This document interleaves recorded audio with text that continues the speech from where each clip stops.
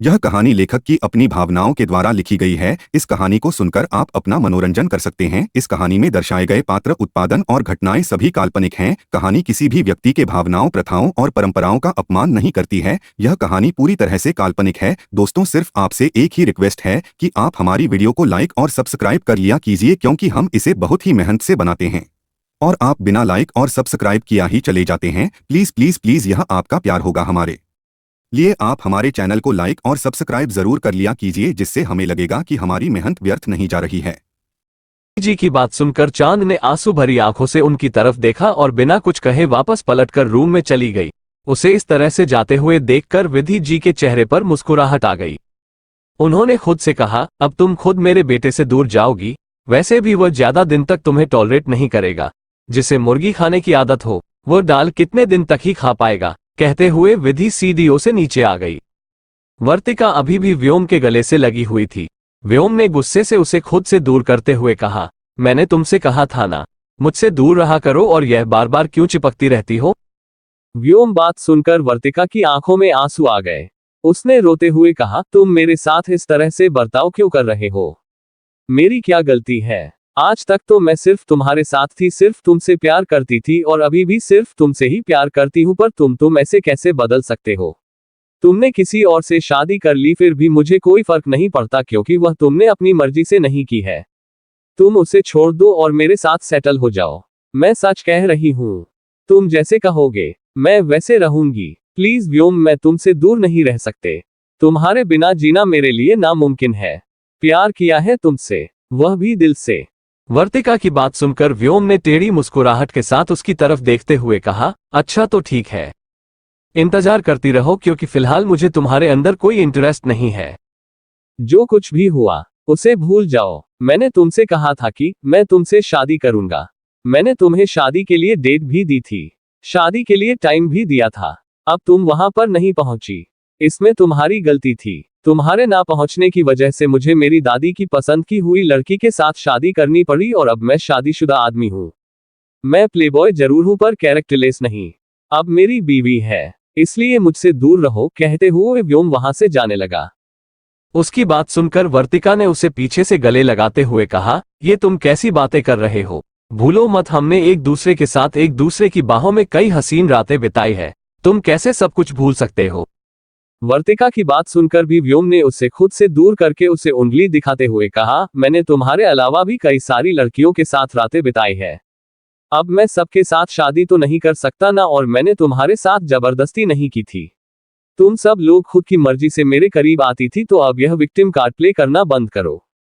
व्योम की बात सुनकर वर्तिका ने चिल्लाते हुए कहा, आखिर क्या है उस गंवार लड़की में जो तुम उसके लिए मुझे खुद से दूर करना चाहते हो? लगता है तुम्हें बिस्तर पर कुछ ज्यादा ही अच्छे से सेटिस्फाई कर रही है वो, है ना? वर्तिका की बात सुनकर व्योम ने उसे छोटी आंखों से देखकर उसके करीब आकर धीमी आवाज में उसके कान में कहा, हर लड़की तुम्हारी तरह नहीं होती, जो खुद से दूसरों के सामने अपने कपड़े उतार दे। हर किसी को अपनी तरह समझने की गलती मत करो। कहते हुए व्योम वहां से ऊपर जाने लगा। वर्तिका ने चिल्लाते हुए कहा, मैं तुम्हें खुद से दूर नहीं जाने दूंगी। व्योम, तुम सिर्फ मेरे हो, सिर्फ मेरे, और तुम्हें वापस मेरे पास आना ही होगा। उस लड़की को तो मैं तुम्हारी जिंदगी से दूर निकाल कर ही रहूंगी। यह वर्तिका का खुद से वादा है। कहते हुए वर्तिका आंसू भरी आंखों से व्योम को जाते हुए देखने लगी। विधि जी ने वर्तिका के पास आकर उसके कंधे पर हाथ रखते हुए कहा, वर्तिका, तुम्हें शांत रहना होगा। जल्दबाजी में सब कुछ खराब कर दोगी तुम, और यह शादी व्योम की मर्जी से नहीं हुई है। वो सिर्फ अपनी दादी के लिए चुप है। तुम जानती हो ना, वो अपनी दादी से कितना प्यार करता है। वो उनके लिए किसी भी हद तक जा सकता है, हर किसी को खुद से दूर कर सकता है। इसलिए पहले तुम्हें उसकी दादी को इम्प्रेस करना होगा। विधि जी की बात सुनकर वर्तिका ने आंसू से भरी आंखों से विधि जी की तरफ देखते हुए कहा, आप तो जानती है ना आंटी, दादी माँ को मैं बिल्कुल भी पसंद नहीं हूँ। वो तो हमेशा से मुझे व्योम की जिंदगी से दूर करना चाहती थी। मैंने कितनी बार व्योम रिक्वेस्ट की, वरना अब तक उसने मुझे अपनी जिंदगी से निकाल दिया होता, और अब अचानक से उसने किसी और से शादी कर ली। वो ऐसा कैसे कर सकता है? उसके लायक सिर्फ मैं हूं, सिर्फ मैं। सोसाइटी में क्या वह किसी गंवार लड़की को अपनी बीवी बनाकर ले जा सकेगा? नहीं ना। वो समझ क्यों नहीं रहा? वह ऐसे कैसे सिर्फ अपनी दादी की खुशी के लिए अपनी इमेज को खराब कर सकता है? आप उसे समझाए आंटी कि वह ये सब कुछ ना करे। वर्तिका की बात सुनकर विधि ने कहा, तुम जानती हो कि वो मेरी कोई बात नहीं सुनता, इसलिए अगर मैं उसे कहूंगी कि वो तुम्हें एक और मौका दे तो वो और तुम्हें खुद से दूर कर देगा। इसलिए बेहतर यही होगा कि मैं कुछ ना कहूं। तुम कोशिश करो, व्योम बहुत जल्दी तुम्हारे पास वापस आएगा। वैसे भी तुम्हारी खूबसूरती के जाल से दूर रहना उसके लिए बहुत मुश्किल है। समझ रही हो ना कि मैं क्या कह रही हूं? विधि की बात सुनकर वर्तिका के होठों के कोने टेढ़े हो गए। उसने अपने आंसू साफ करते हुए कहा, ठीक है आंटी, मुझे पता है कि अब मुझे क्या करना है। आप बस व्योम की जिंदगी से उस गंवार लड़की को निकालने की तैयारी कीजिए। बाकी मुझे क्या करना है यह मैं अच्छे से जानती हूँ। कहते हुए वर्तिका वहां से चली गई। विधि ने मुस्कुराते हुए कहा, अच्छा हुआ जो वर्तिका खुद ही समझ गई। अब मुझे ज्यादा मेहनत नहीं करनी पड़ेगी उस गंवार को हमारे घर से निकलने की। सोसाइटी में सभी औरतें मेरा मजाक उड़ाएंगे कि मेरी बेटे ने एक गंवार से शादी की है। मैं ऐसा बिल्कुल नहीं होने दूंगी। मुझे जल्दी ही सब कुछ ठीक करना होगा। कहते हुए विधि वहां से चली गई। वही चांद रोते हुए ऊपर बेड पर आकर बैठ गई थी। वह अभी भी रो रही थी। उसने खुद से कहा, क्या सच में हम इतने बुरे हैं? क्या हम किसी को पसंद नहीं आ सकते? क्या हम सच में बदसूरत है? वह भी तो कह रही थी कि हम बदसूरत है, इसलिए सब हमसे नफरत करते हैं। कहते हुए चांद अपने हाथों से अपना चेहरा छुपाकर रोने लगी। व्योम इस वक्त रूम में आ गया। उसने चांद को रोते हुए देखकर खुद से कहा, क्या ये लड़की दिन भर रोती ही रहती है? थोड़ी देर पहले ही तो सुकून से सो रही थी, उठते ही फिर से रोना शुरू। पता नहीं इसके पास इतने आंसू आते कहां से है।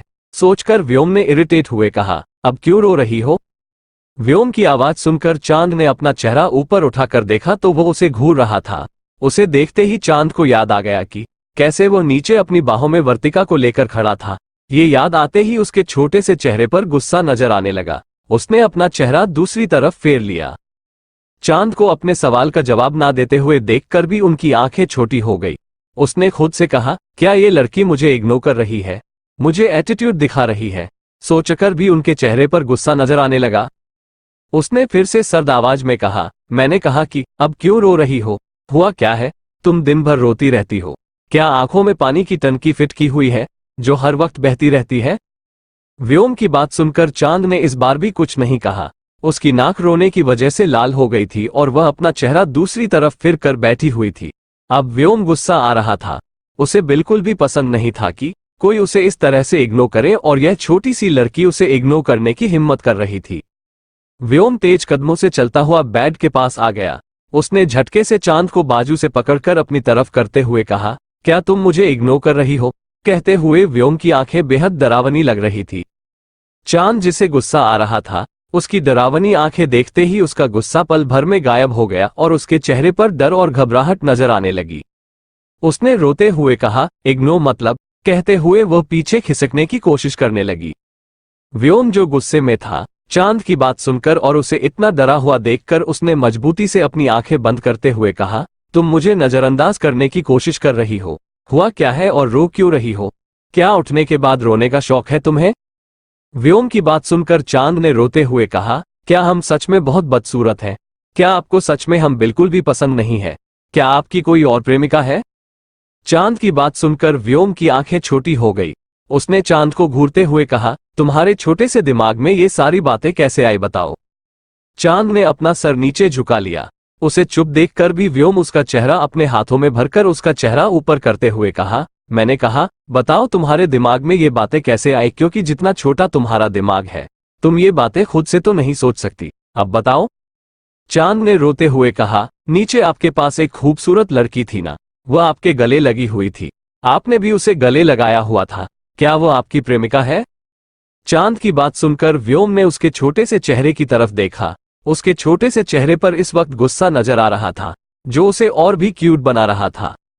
व्योम ने उसके गालों को खींचते हुए कहा, तुम्हें गुस्सा भी आता है इडियट? व्योम की बात सुनकर चांद अपने निचले होंठ को चबाने लगी। उसकी हरकत इतनी क्यूट थी कि व्योम बस मुस्कुराते हुए उसे देखने लगा। उसने चांद का चेहरा अपने हाथों में भरते हुए कहा, नहीं वह मेरी कोई नहीं है। और तुमसे किसने कहा कि वो मेरी? क्या कहा तुमने? हाँ प्रेमिका है? चांदनी ने घबराते हुए कहा, वो जो नीचे काकी थी ना, जो हम पर चिल्ला रही थी। उन्होंने कहा कि हम आपके लायक नहीं है और आपकी बहुत सारी प्रेमिका है। वह भी आपकी प्रेमिका है। क्या सच में वो आपकी प्रेमिका है? क्या हम आपको बिल्कुल भी पसंद नहीं है? कहते हुए चांद आंसू भरी आंखों से व्योम की तरफ देखने लगी। चांद का सवाल सुनकर व्यायाम चुप हो गया। उसे खुद इस सवाल का जवाब नहीं पता था। उसने गहरी सांस लेते हुए कहा, बकवास बंद करो और छोटी छोटी बातों पर रोना बंद करो और दूसरों की बातों पर ध्यान देना भी बंद कर दो। जितना दिमाग है उतना ही चलाओ। सॉरी, तुम्हारे पास तो दिमाग ही नहीं है तो अपने दिमाग को चलाओ ही मत। चुपचाप शांति से बैठो, खाना खाओ और सो जाओ।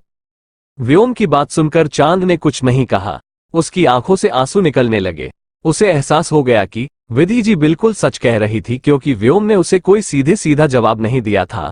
ऊपर से चांद के हिसाब से वह बिल्कुल भी अच्छी नहीं लगती थी और जैसे कपड़े वर्तिका ने पहने हुए थे वो मॉडर्न लड़कियां पहनती थी। शहर की लड़कियां और व्योम जैसे हैंडसम लड़के को तो ऐसे ही लड़कियां पसंद होगी। ये सोचते हुए उसकी आंखों से आंसू बहने लगे। उसने अपना चेहरा दूसरी तरफ फेर लिया।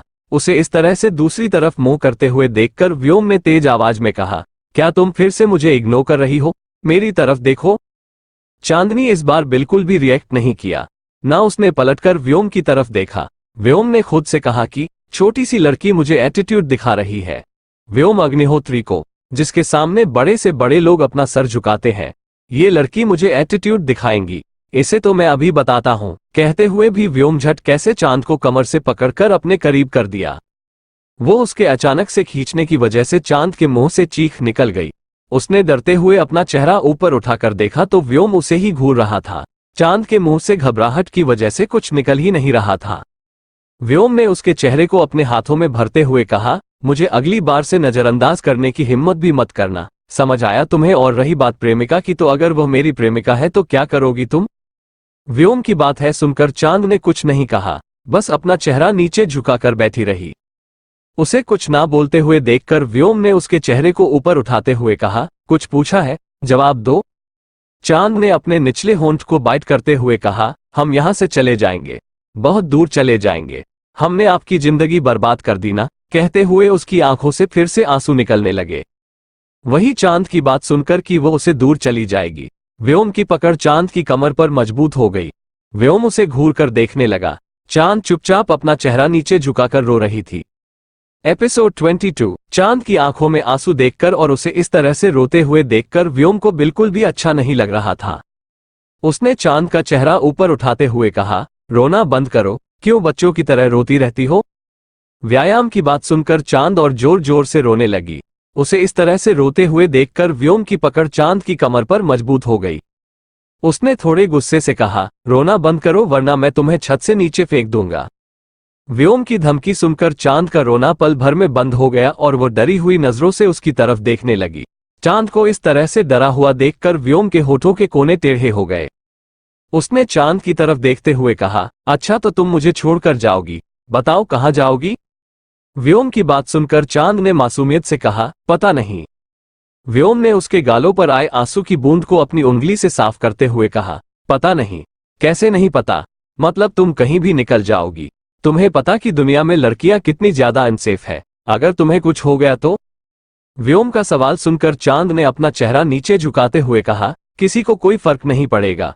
अगर हम मर भी गए तो भी कोई हमारे बारे में पता करने की कोशिश नहीं करेगा।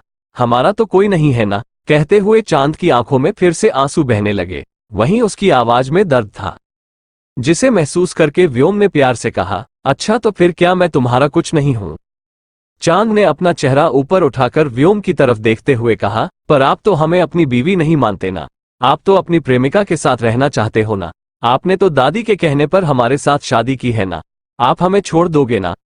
चांद की बात सुनकर भी व्योम ने उसके मासूम से चेहरे की तरफ देखा। वो इस वक्त काफी ज्यादा दर्द में लग रही थी।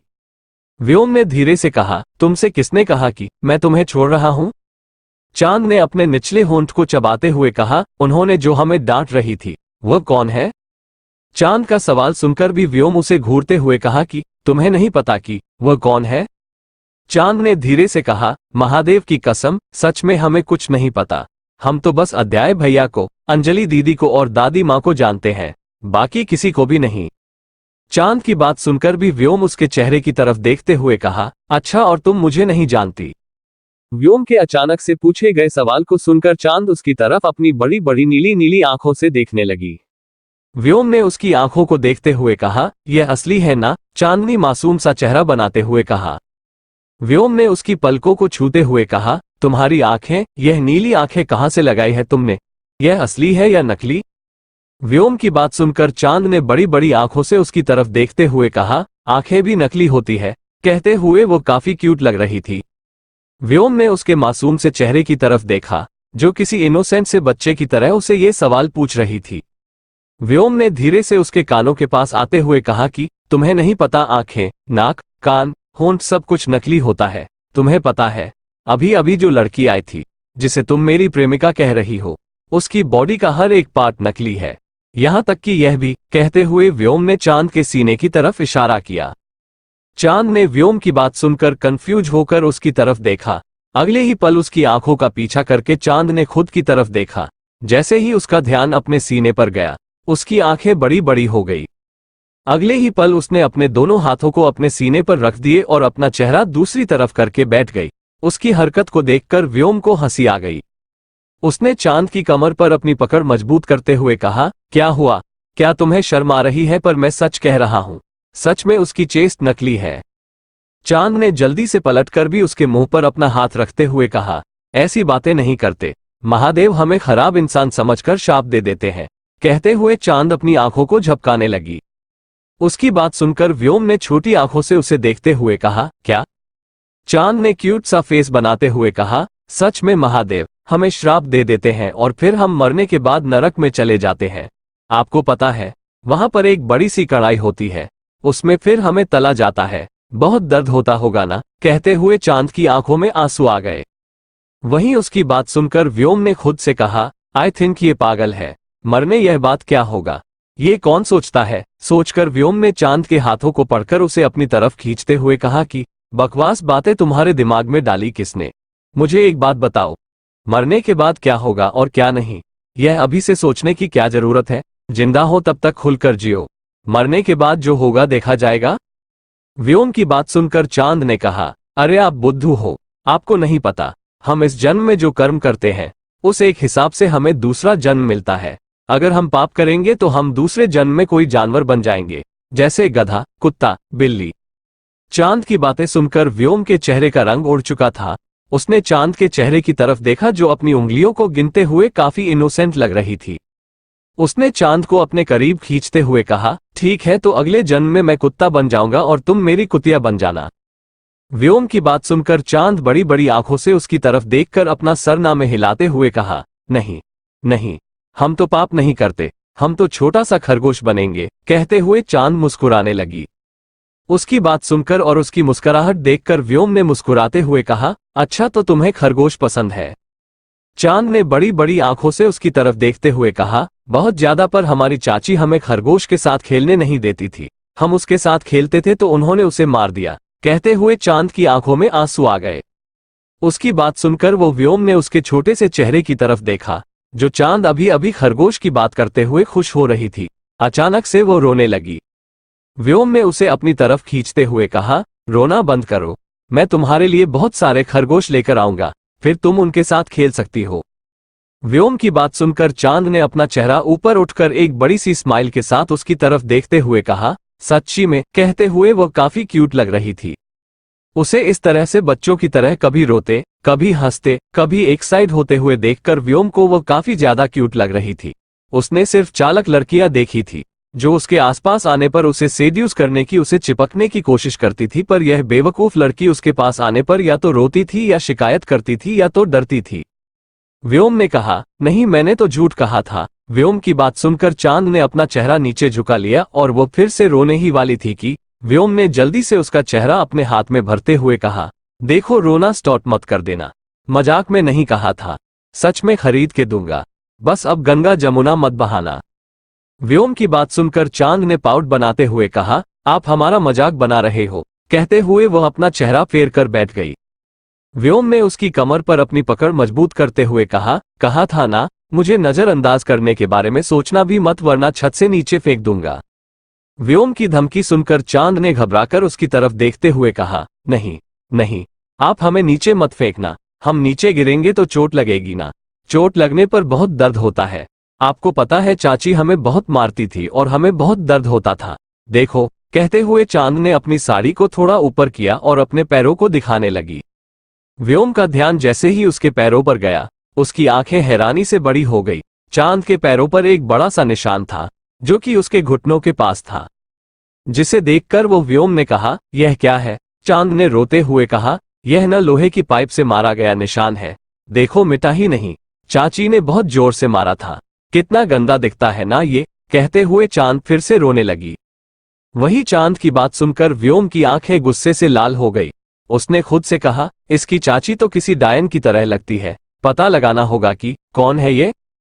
व्योम को कुछ ना बोलते हुए देखकर चांद को एहसास हुआ कि वो उसके साथ कितना घुल मिलकर बात कर रही है, जैसे वो उसे सालों से जानती है। चांद ने जल्दी से अपनी साड़ी को नीचे किया और उसकी गोद से उठने की कोशिश करने लगी। व्योम ने उसकी कमर पर अपनी पकड़ मजबूत करते हुए कहा, क्या हुआ? चांद ने धीरे से कहा, आपने हमें ऐसे क्यों गोद में बिठाया हुआ है? हम छोटे बच्चे नहीं हैं, छोड़िए हमें। कहते हुए चांद कसमसाने लगी। व्योम ने उसकी नाजुक से कमर पर उंगलियां चलते हुए कहा, तुमसे किसने कहा कि हम सिर्फ छोटे बच्चों को गोद में बिठा सकते हैं? और वैसे भी तुम भी किसी छोटे बच्चे से कम नहीं हो, तुम दिखती भी छोटे बच्चों की तरह हो, हाइट भी तुम्हारी छोटी सी है और वजन भी तुम्हारा बिल्कुल थोड़ा सा है। मुझे तो लग रहा है कि मैंने किसी 5 साल की बच्ची को अपनी गोद में पकड़ के रखा है। व्योम की बात सुनकर चांद ने अपना चेहरा नीचे झुककर बैठ गई। व्योम ने उसके चेहरे को ऊपर करके उसकी आंखों में देखते हुए कहा, तुम्हें अभी भी दर्द होता है? व्योम की बात सुनकर चांद अपने होठों को चबाने लगी। चांद का जवाब ना देते हुए देखकर व्योम ने उसके चेहरे की तरफ देखा। इस तरह से अपने होठों को चबाते हुए वो काफी सिडेक्टिव लग रही थी। उसके गुलाबी होठों को देखकर व्योम की आंखों में अजीब से एक्सप्रेशन आ गए।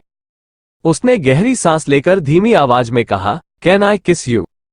व्योम की आवाज सुनकर चांद ने इस तरह से उसकी तरफ देखा। उसके चेहरे पर कंफ्यूजन भरे एक्सप्रेशन थे। जो हमने दोबारा उसके चेहरे के करीब आते हुए कहा, कैन आई किस यू ऑन योर लिप्स? चांद अभी भी कंफ्यूज होकर उसे देख रही थी। वही उसके चेहरे की एक्सप्रेशन देखकर व्योम की आंखें छोटी हो गई। चांद ने धीरे से कहा, मतलब? व्योम ने जैसे ही चांद की बात सुनी, उसका दिल किया कि वो अपना सर कहीं पटक पटक कर फोड़ दे। उसने चांद के चेहरे के करीब आते हुए कहा, तुम्हें किस का मतलब नहीं पता?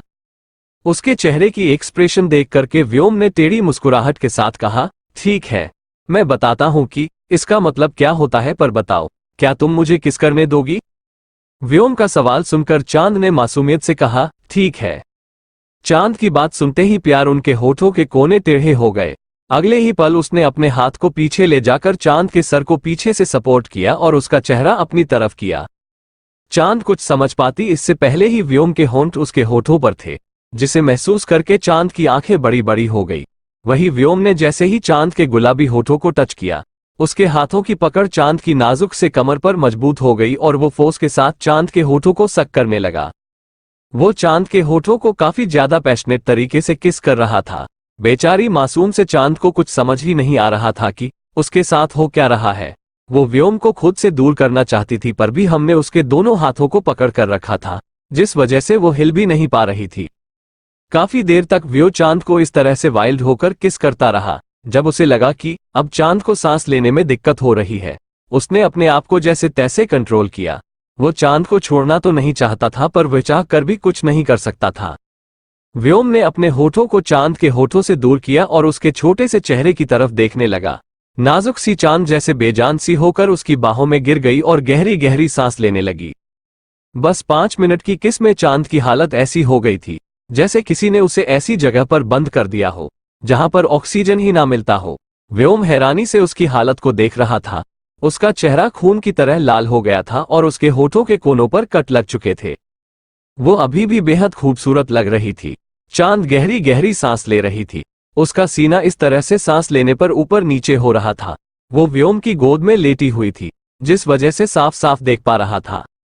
एपिसोड 23। चांद को इस तरह से गहरी सांस लेते हुए देखकर व्योम ने गहरी सांस लेते हुए कहा, तुम ठीक हो? कहते हुए व्योम ने जल्दी से चांद को अपने सीने से लगा लिया। चांद ने कुछ देर बाद अपनी सांसों को कंट्रोल करके वो उनकी तरफ देखकर डरते हुए कहा, आप क्या कर रहे थे और क्या इसे किस कहते हैं? चांद की बात सुनकर भी व्योम ने उसे देखते हुए कहा, हाँ, इसे ही किस कहते हैं। क्या तुम्हें नहीं पता था? तुम क्या कहती हो इसे? व्योम की बात सुनकर चांद की आंखें बड़ी बड़ी हो गई। उसने उसकी तरफ देखते हुए कहा, पर यह कितना गंदा था। हमारे यहाँ तो ऐसा कोई नहीं करता, हमारे यहाँ तो सिर्फ गाल पर ऐसे करते हैं। करते हुए चांद में आगे बढ़कर अपने होठ व्योम के गाल पर रख दिए। चांद के होठों का एहसास अपने गाल पर महसूस करते ही व्योम की आंखें बंद हो गई। चांद जल्दी से पीछे हट गई। उसने मासूम सा चेहरा बनाते हुए कहा, फिर आपने यहाँ पर क्यों किया? ये तो गंदी बात है ना, इसे छूना नहीं चाहिए। ऐसे तो हमारे मुंह के कीटाणु आपके मुंह में आ जाएंगे ना। चांद की बात सुनकर व्योम ने अजीब सा मुंह बनाते हुए कहा, व्हाट कीटाणु यू मीन जम्स? चांद ने व्योम की बात सुनकर कंफ्यूज होकर उसकी तरफ देखा। व्योम ने जल्दी से खुद को संभालते हुए कहा, ऐसा कुछ नहीं होता है और किसी ऐसे ही कहते हैं जो एक हस्बैंड और वाइफ के बीच में होती है। इसलिए तुम्हें अपने छोटे से दिमाग पर ज्यादा जोर डालने की जरूरत नहीं है। तुम्हारा दिमाग अभी भी डेवलप नहीं हुआ है, पर तुम फिक्र मत करो। व्योम अग्निहोत्री के साथ रहते रहते तुम थोड़ी समझदार तो बन ही जाओगी। व्योम उनकी बात सुनकर चंद मासूम सा चेहरा बनाकर कंफ्यूज होकर उसे देख रही थी। व्योम की आधी बातें तो उस बेचारी के सर के ऊपर से चली गई थी, तो वह क्या ही जवाब दे पाती। उसे अपने पेट में अजीब से गुदगुदी हो रही थी। उसने कभी भी ऐसा कुछ नहीं देखा था। चांद के चेहरे के एक्सप्रेशन देखकर भी व्योम ने उसकी तरफ देखते हुए कहा, क्या हुआ? क्या तुम्हें शर्म आ रही है? चांद ने उसकी तरफ देखते हुए कहा, हमें अजीब सा लग रहा है। आपने जब हमें यहाँ छुआ तो हमें पेट में गुदगुदी हुई। ऐसा क्यों हुआ? चांद के सवाल को सुनकर व्योम ने टेढ़ी मुस्कुराहट के साथ कहा, गुदगुदी कहाँ हुई बताओ मुझे। चांद ने अपने पेट की तरफ इशारा किया। व्योम ने उसके गोरे पतले से पेट की तरफ देखा और उसे पर हाथ रखते हुए कहा, यहाँ पर। कहते हुए वो चांद के पेट पर उंगलियां चलाने लगा। वो उनके हाथों को अपने पेट पर महसूस करके चांद की सांसें तेज हो गई। उसने गहरी सांस लेते हुए कहा, ऐसे मत कीजिए, अजीब सा लगता है। चांद के चेहरे के एक्सप्रेशन देखकर व्योम के चेहरे पर टेढ़ी मुस्कुराहट आ गई। उसे चांद की मासूमियत अपनी तरफ अट्रैक्ट कर रही थी, जिसका एहसास उसे खुद नहीं हो रहा था। उसके बच्चों की तरह सवाल पूछना, उसका इतना इनोसेंट होना शायद व्योम के दिल को पिघला रहा था, जिसे वो कभी भी नहीं पिघलने देना चाहता था। उसने धीरे से कहा, मुझे बताओ अब कैसा लग रहा है। कहते हुए व्योम ने अपना हाथ चांद के पेट से होता हुआ ऊपर ले जाने लगा। चांद ने जैसे ही महसूस किया कि व्योम का हाथ उसके सीने की तरफ बढ़ रहा है, उसकी सांसें तेज हो गई। उसने गहरी सांस लेकर अपने नाजुक से हाथ को आगे लाकर जल्दी से व्योम के हाथ को पकड़कर अपनी आंखों को खोलकर जल्दी जल्दी अपना करनामे हिलाते हुए कहा, ऐसा मत कीजिए, ये गंदा होता है। चांद की बात सुनकर भी व्योम ने उसके छोटे से चेहरे की तरफ देखा जो शर्म से लाल हो चुका था। मासूम चांद की मासूमियत देखकर वो व्योम को उस पर हंसी आ रही थी। उसने धीरे से कहा, किसने कहा तुमसे हस्बैंड अपनी वाइफ के साथ ऐसा कर सकता है? अब यह मत पूछना कि हस्बैंड वाइफ क्या होता है। मैंने तुम्हें 4 बार बताया है, हस्बैंड मतलब पति और वाइफ मतलब पत्नी, ठीक है? चांद के सवाल पूछने से पहले ही व्योम ने उसे जवाब दे दिया। व्योम अग्निहोत्री, जो कभी किसी को कुछ एक्सप्लेन नहीं करता था, अपनी मासूम सी बीवी को हर एक बात एक्सप्लेन कर रहा था। व्योम की बात सुनकर चांद के गाल गुलाबी हो गए। उसने धीरे से कहा, पर आपकी तो प्रेमिका है ना, फिर आप हमारे साथ ये सब कुछ क्यों कर रहे हो? उन्हें बुरा लगेगा ना? चांद की बात सुनकर व्योम ने उसे बेड पर लेटाया और खुद उसके ऊपर आ गया। व्योम के अचानक से ऊपर आने की वजह से चांद डरी हुई नजरों से उसकी तरफ देखने लगी। उसकी नीली नीली आंखें बार बार चमक रही थी। व्योम ने चांद की तरफ देखकर अजीब तरह से मुस्कुराते हुए कहा, तुम्हें उसके बुरा लगने से तो तुम्हें कोई फर्क नहीं पड़ना चाहिए। वो ना तुम्हारी बहन है, ना तुम्हारी कोई दोस्त, ठीक है? चांद ने फिर उसकी बात सुनते हुए कहा, पर हम आप दोनों के बीच में आ गए ना। आपकी माँ ने कहा कि हम बहुत बुरे हैं। क्या हम सच में बुरे हैं? क्या भगवान जी सच में हमें श्राप देंगे क्योंकि हमने आप दोनों को अलग कर दिया? चांद की बात सुनकर व्योम ने उसे घूरते हुए कहा, क्या मैंने तुम्हें थोड़ी देर पहले नहीं कहा था कि अपने छोटे से दिमाग पर ज्यादा जोर मत डालो? तुम्हारा दिमाग जितना चलता है उतना ही चलने दो, ज्यादा चलाओगी तो दिमाग पूरा खराब हो जाएगा। कहते हुए व्योम ने चांद के छोटे से चेहरे की तरफ देखा, जो व्योम की बात सुनकर उतर गया था। चांद ने अपना चेहरा झुकते हुए कहा, माफ कर दीजिए। चांद के चेहरे की मासूमियत देखकर व्योम उसके चेहरे में ही खो गया।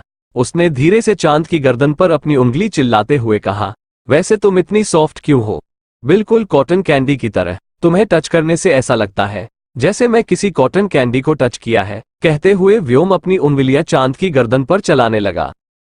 चांद ने उसकी तरफ देखते हुए कहा, मत कीजिए ना, गुदगुदी हो रही है, कहते हुए चांद हंसने लगी। व्योम ने धीरे से उसकी कानों के पास अपने होंठ ले जाते हुए कहा, क्या अभी भी हो रही है? व्योम उसकी गर्म सांसों को अपने कानों पर महसूस करके चांद की बोलती बंद हो गई। उसके मुंह से कुछ निकल ही नहीं रहा था, उसकी सांसें तेज हो गई थी। व्योम ने उसके कान को हल्के से चूमते हुए कहा, कुछ पूछा मैंने?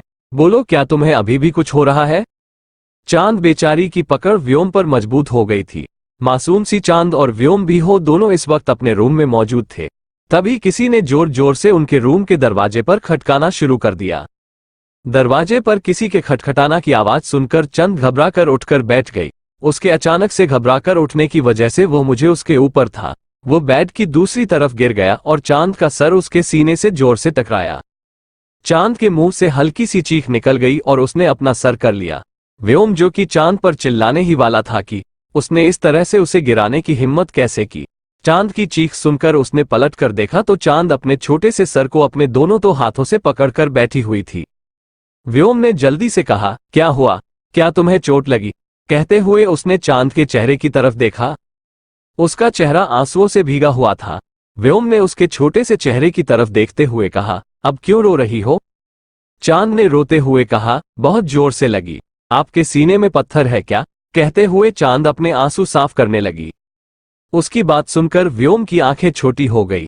तभी बाहर से उन दोनों के कानों में अध्याय की आवाज पड़ी। व्योम भाई, क्या आप अंदर है?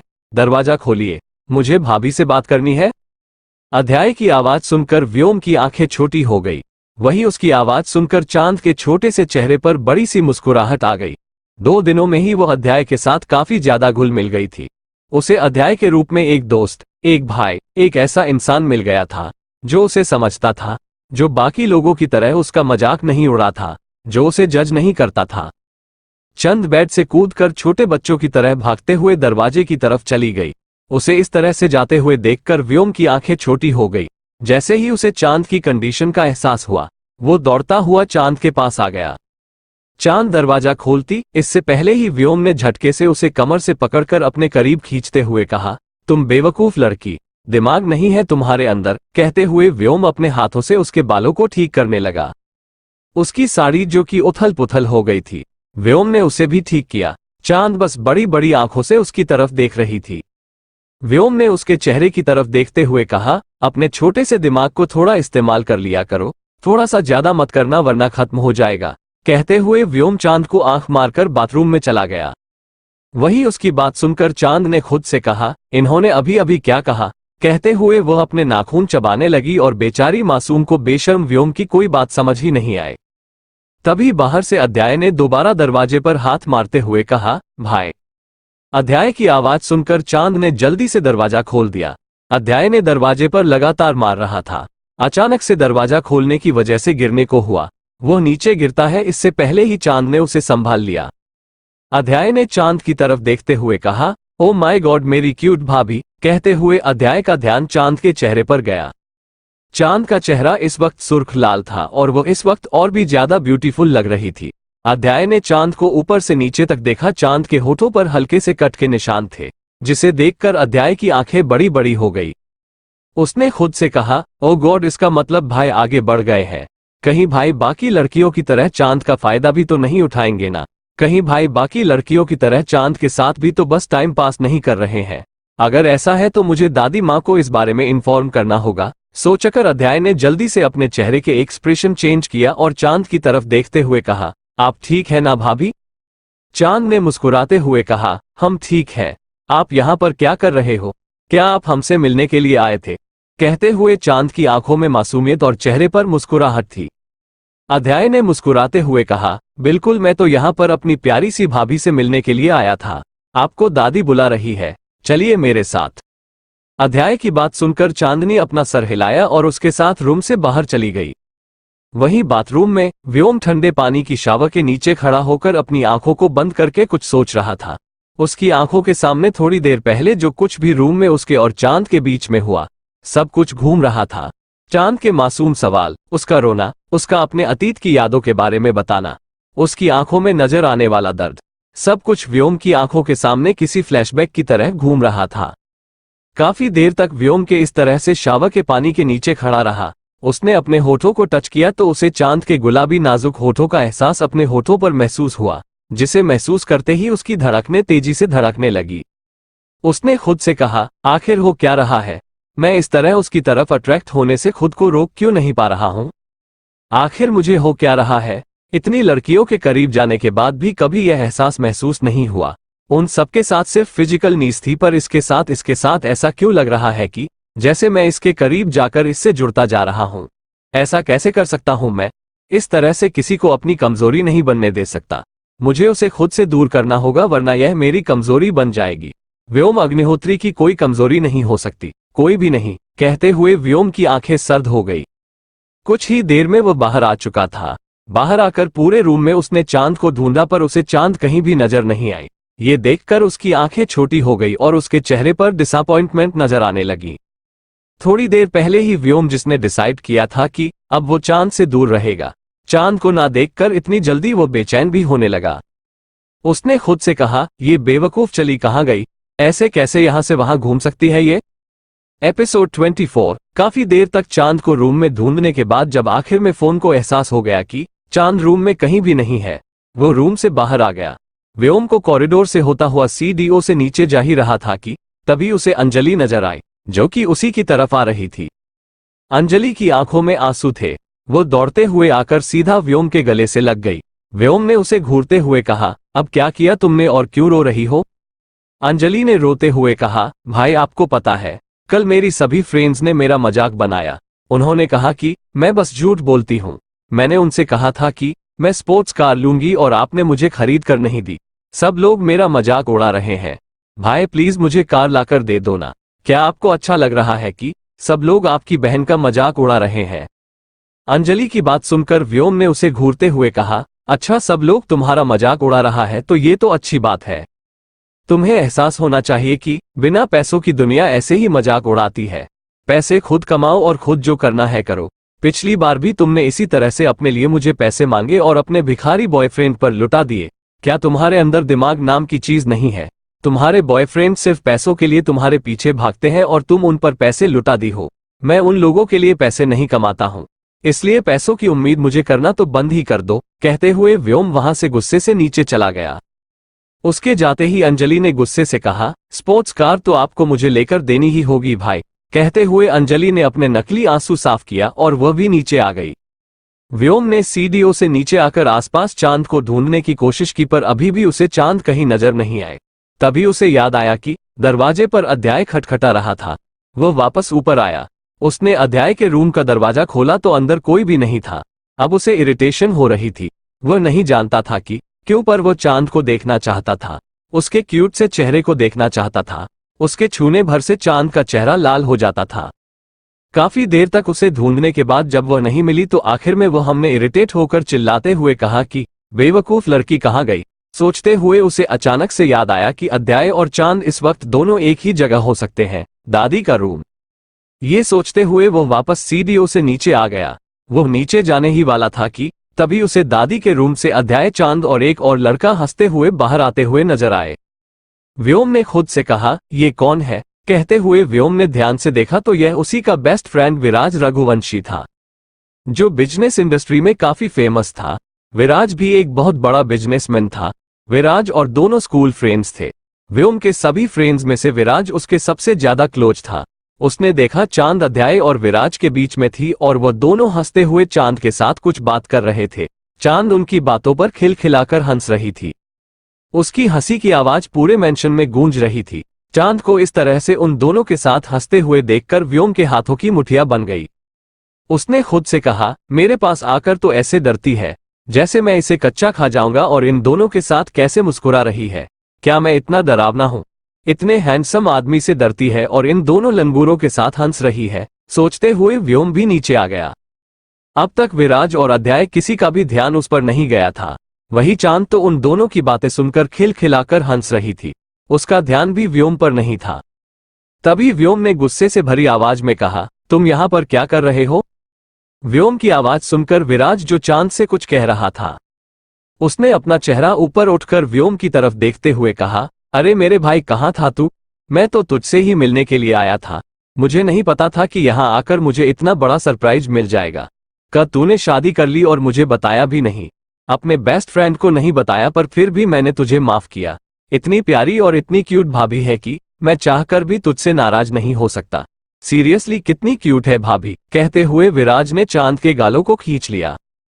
चांद ने मासूम सा चेहरा बनाते हुए कहा, ऐसे मत कीजिए वरना हमारे गाल बड़े हो जाएंगे। चांद की बात सुनकर विराज हंसने लगा। उसने अपनी पेंट की पॉकेट में हाथ डालकर एक चॉकलेट चांद के सामने करते हुए कहा, ये लो आप ये चॉकलेट खाओ। चांद ने जैसे ही चॉकलेट देखा उसकी आंखें चमकने लगी, क्योंकि जब हमने उसे चॉकलेट दी थी उसे चॉकलेट की टेस्ट बहुत पसंद आई थी। उसने जल्दी से विराज के हाथ से चॉकलेट लिया और रैपर निकालकर वहीं पर खाने लगी। चांद की एक्साइटमेंट देखकर विराज के चेहरे पर बड़ी सी मुस्कुराहट आ गई। वह प्यार भरी नजरों से चांद को देखने लगा। अध्याय भी मुस्कुराते हुए चांद को देख रहा था। उन दोनों को इस तरह से चांद को देखते हुए देखकर व्योम ने गुस्से से चिल्लाते हुए कहा, मैंने पूछा कि तुम यहाँ पर क्या कर रहे हो? व्योम की गुस्से भरी आवाज सुनकर विराज ने कंफ्यूज होकर उसकी तरफ देखते हुए कहा, आज से पहले तो तूने मुझसे कभी यह सवाल नहीं पूछा, फिर अचानक से यह सवाल क्यों पूछ रहा है? हमेशा तो कहता है कि मैं तेरा भाई हूं, तो यह मेरा भी घर है। मैं अपने घर में अपनी मर्जी से कभी भी आ सकता हूं, और अब मुझे तो लगता है कि मुझे रोज आना होगा, क्यूट सी एंजल के लिए चॉकलेट लाना होगा। कहते हुए विराज ने फिर से चांद की गाल खींचे। चांद चॉकलेट खाने में इतनी खुश थी कि उसने इस बार विराज को कुछ नहीं कहा। वो बिल्कुल क्यूट से बच्चे की तरह चुपचाप चॉकलेट खा रही थी। उसके हाथों पर भी मेल्टेड चॉकलेट लग चुकी थी। अध्याय ने हंसते हुए कहा, भाभी धीरे खाए, अगर आपको चॉकलेट पसंद है तो मैं आपके लिए बहुत सारी चॉकलेट लेकर आऊंगा। अध्याय की बात सुनकर चांद ने चमकती आंखों से उसकी तरफ देखते हुए कहा, सच में? चांद के चेहरे की मुस्कुराहट देखकर अध्याय ने कहा, मेरी भाभी को अगर कोई चीज पसंद है तो मैं पक्का उन्हें लाकर दूंगा। अध्याय की बात सुनकर चांद बड़ी सी मुस्कुराहट के साथ उसके गले से लग गई। अध्याय ने भी उसे प्यार से अपने गले से लगा लिया। वो अब तक ये सब कुछ देखकर गुस्से से पागल हो गया था। उसने चिल्लाते हुए कहा, अध्याय क्या तुम्हें आज कॉलेज नहीं जाना है? व्यायाम की गुस्से भरी आवाज सुनकर विराज ने कहा, चिल्ला क्यों रहे हो? धीरे से भी पूछ सकते हो कि कॉलेज नहीं जाना है क्या? अध्याय ने व्योम की तरफ देखते हुए कहा, जाना है ना भाई, बस थोड़ी देर में कॉलेज के लिए निकल जाऊंगा। ओके भाभी, मैं रेडी होने के लिए जा रहा हूं, वरना मुझे देर हो जाएगी। कहते हुए अध्याय वहां से चला गया। चांद ने जाते हुए अध्याय की तरफ देखकर विराज की तरफ देखते हुए कहा, आप बहुत अच्छे हो, ये बहुत टेस्टी है। अध्याय ने मुस्कुराते हुए कहा, मैं भी तुम्हारे लिए बहुत सारे चॉकलेट लेकर आऊंगा लिटिल एंजल, मुझसे दोस्ती करोगी? कहते हुए विराज ने अपना हाथ आगे कर दिया। चांद ने उसके हाथ की तरफ देखते हुए कहा, पर आप तो हमसे बहुत बड़े हो ना, क्या फिर भी आप हमसे दोस्ती करोगे? विराज ने मासूम सा चेहरा बनाते हुए कहा, बड़े होने से क्या मतलब है तुम्हारा? क्या तुम मुझे बुढ़ा कह रही हो? विराज की बात सुनकर चांद ने मासूमियत से कहा, नहीं नहीं, हमने ऐसा नहीं कहा, सच में। कहते हुए चांद ने अपनी गर्दन को चोटी काट ली, जैसे वो कसम खा रही हो। उसके चेहरे के एक्सप्रेशन देखकर विराज हंसने लगा। उसने हंसते हुए उनसे कहा, मुझे बता, तेरे जैसे शैतान को इतनी प्यारी वाइफ कैसे मिल गई? कौन से पुण्य किए थे यार तूने? तू तो पाप ही करता था, मुझे लगता है कि पिछले जन्म के पुण्य होंगे। विराज की बात सुनकर व्योम ने गुस्से से घूरकर उसकी बाजू पकड़कर उसे खींचते हुए कहा, मैं कितना बड़ा पापी हूं, तुम्हें बताता हूं, चलो मेरे साथ। कहते हुए व्योम ने विराज को खींचते हुए वहां से लेकर चला गया। चांद ने मासूमियत से जाते हुए उन दोनों की तरफ देखकर खुद से कहा, यह इतना गुस्सा क्यों कर रहे थे? कहते हुए उसने अपने चॉकलेट की तरफ देखा। चॉकलेट को देखकर वो सब कुछ भूलकर मजे से अपने चॉकलेट को एंजॉय करने लगी। चांद चॉकलेट खाते खाते ही सोफे पर जाकर बैठ गई। चांद सोफे पर बैठी हुई थी कि उसे अपने कानों में विधि जी की गुस्से भरी आवाज सुनाई दी, कितनी गवार है ये लड़की, उठो अभी के अभी उठो। विधि जी की आवाज सुनकर चांद, जो चॉकलेट खाते हुए काफी खुश लग रही थी, घबराकर उठकर खड़ी हो गई। उसने अपना चेहरा घुमाकर देखा तो विधि की सीढ़ियों से नीचे आ रही थी। उन्होंने गुस्से से चांद के पास आकर उसे ऊपर से नीचे तक देखते हुए कहा, दिमाग नाम की चीज नहीं है। ये कैसे कपड़े पहने हैं जिन पर ना आयरन किया हुआ है ना कुछ? मैं भी तुमसे कैसे कुछ एक्सपेक्ट कर सकती हूँ? गवारों को अमीरों के तौर तरीके कैसे पता होंगे, पर तुम्हें इतना तो पता होगा ना कि गंदे हाथों से अच्छी चीजों को टच नहीं करते। क्या तुम्हें नजर नहीं आ रहा है कि ये सोफा व्हाइट कलर का है और तुम चॉकलेट से सने हाथों से इसे खराब करना चाहती हो? तुम्हें पता भी है कि इसकी कीमत क्या है? अगर तुम खुद को बेच भी दोगी ना तो भी यह नहीं खरीद पाओगी। चांद का मूड जो कि अब बहुत अच्छा था, विधि जी की बात सुनकर पूरी तरह से खराब हो चुका था। वह अपना सर झुकाकर चुपचाप विधि जी के सामने खड़ी थी। उसकी आंखों में आंसू भी आ गए थे। उसके हाथों पर और होठों पर अभी भी चॉकलेट लगा हुआ था। विधि जी ने उसे घूरते हुए कहा, मुझे तो समझ नहीं आता, माँ ने क्या देखकर तुम्हारी शादी व्योम से कर दी? तुम्हारी हरकतें देखकर ऐसा लग रहा है जैसे सालों से भूखी थी। क्या तुम्हारे घर वाले कुछ खाने को नहीं देते थे? देखकर भी लगता है जैसे सालों से खाने ही न दिया हो तुम्हें। कहते हुए विधि की हंसने लगी। वहीं उनकी बात सुनकर चांद के जख्म ताजा हो गए। कैसे उसे हफ्ते हफ्ते तक खाना नहीं दिया जाता था, कैसे उसे अंधेरे कमरे में बंद करके रखा जाता था। सब कुछ याद करके चंद के मुंह से एक जोरदार चीख निकल गई और वो दौड़ते हुए सीढ़ियों से ऊपर भागने लगी। उसे इस तरह से चिल्लाते हुए देखकर विधि जी ने खुद से कहा, अब इसे क्या हुआ? इस तरह से क्यों भागी? खैर मुझे क्या करना है? वैसे भी ऐसे लोगों से उम्मीद थी। क्या कर सकते हैं गवारों को? कितना भी समझा लो गवार रहेंगे तो गवार ही। कहते हुए वह जाकर सोफे पर बैठ गई। वही चांद रोते हुए सीढ़ियों से दौड़ते हुए आकर इस रूम में चली गई, जिस रूम में थोड़ी देर पहले तक व्योम के साथ वह थी। रूम में आकर उसने दरवाजा बंद किया और घुटनों में मुंह छुपाकर वहीं पर बैठ गई। उसमें रोते हुए कहा, खाना। कहते हुए उसने अपने पेट को पकड़ लिया। उसे याद आ रहा था कि कैसे बचपन में वह खाने के लिए हफ्ते तक रोती रहती थी। वो लगभग बेहोशी की हालत में चली जाती थी। तब उसे ऐसा खाना दिया जाता था जो शायद हम भिखारी को भी ना दे। सब कुछ याद करके चांद की आंखों में लगातार आंसू आ रहे थे। वो अपना मुंह अपने दोनों घुटनों में छुपाकर रो रही थी। रोते रोते ही उसका सर घूमने लगा। चांद ने अपने सर को पकड़ते हुए कहा, माँ दर्द हो रहा है। कहते हुए चांद जमीन पर लेट गई और अपने दोनों आंखों को बंद करके अपने घुटनों को मोड़कर वहीं पर लेट गई। अभी भी उसे अपने सर में तेज दर्द महसूस हो रहा था। वो अपने सर को पकड़कर इस तरह से लेटकर अपने दर्द को कंट्रोल करने की कोशिश कर रही थी। काफी देर बाद भी वह अपने दर्द को कंट्रोल नहीं कर पा रही थी। वो जैसे तैसे उठकर खड़ी हो गई और टेबल के पास रखे हुए पानी के जग के पास आ गई।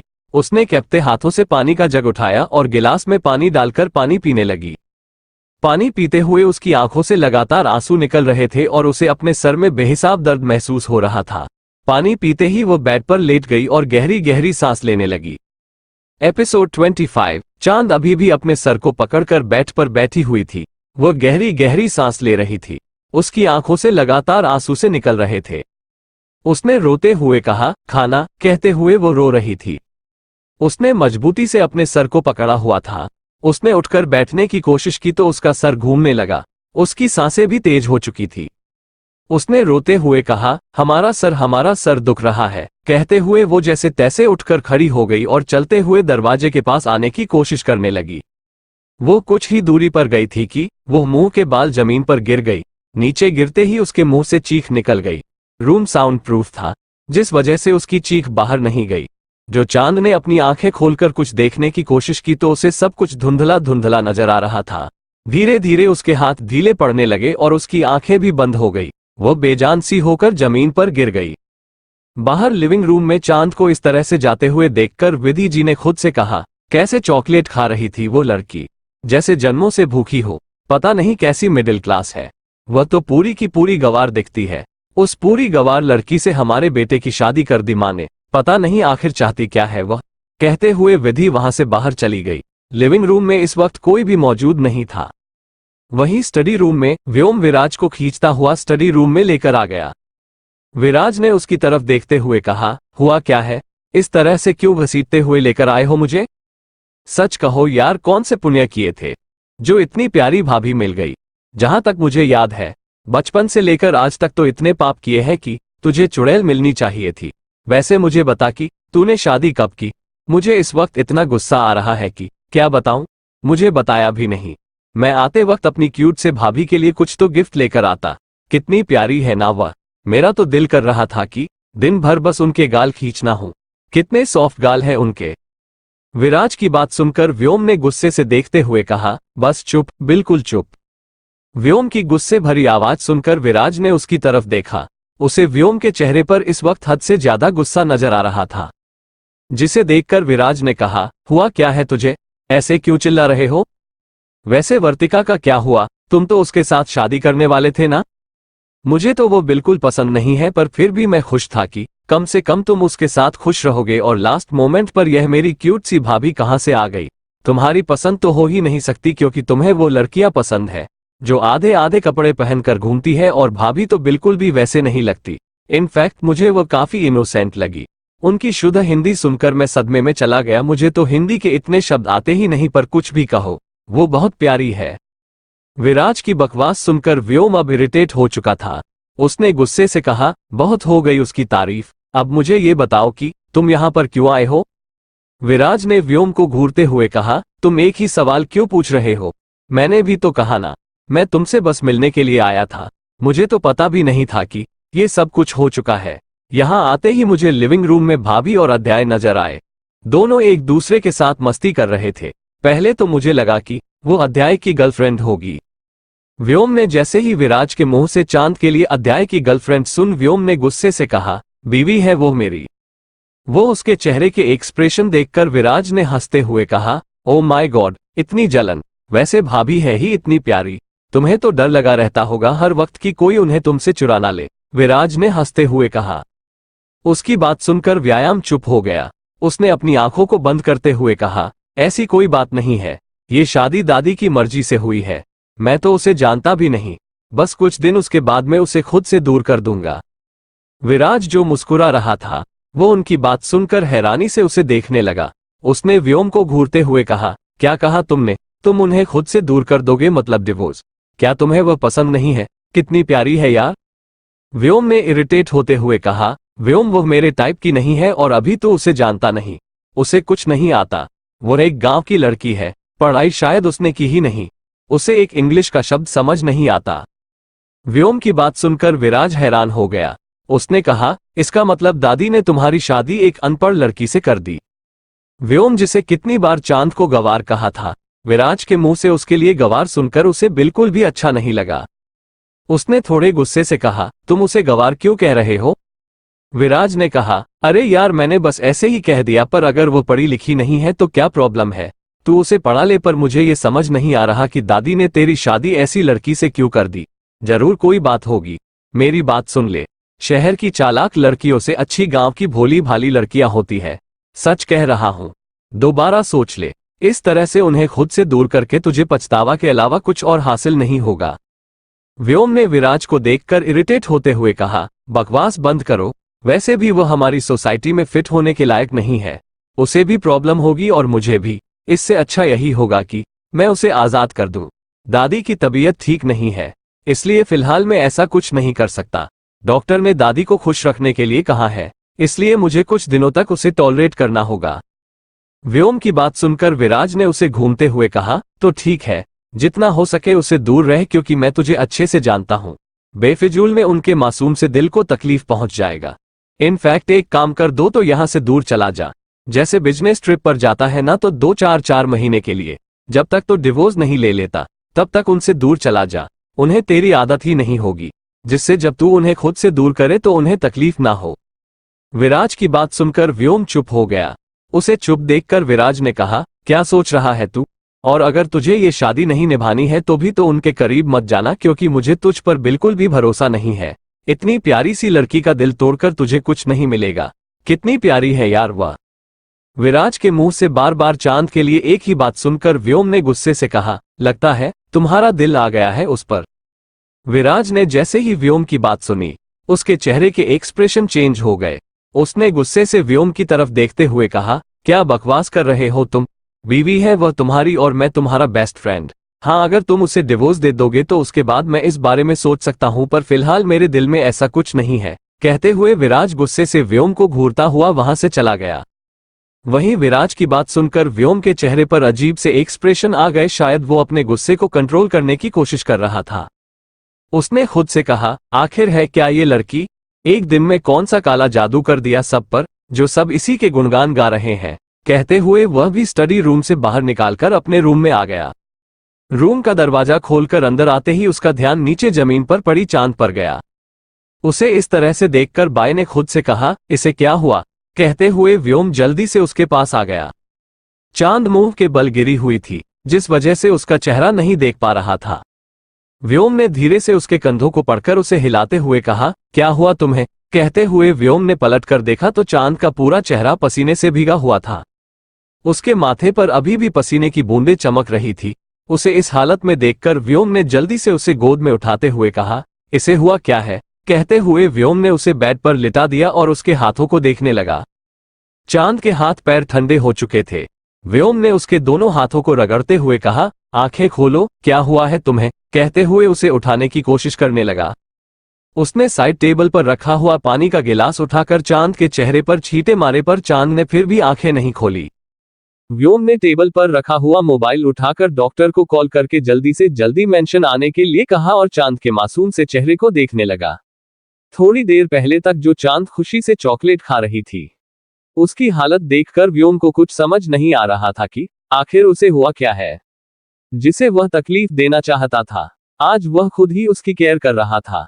कुछ देर बाद डॉक्टर भी वहां पर पहुंच चुके थे। उन्होंने चांद को चेक करते हुए कहा, शायद ज्यादा घबराहट की वजह से उनकी हालत हुई है।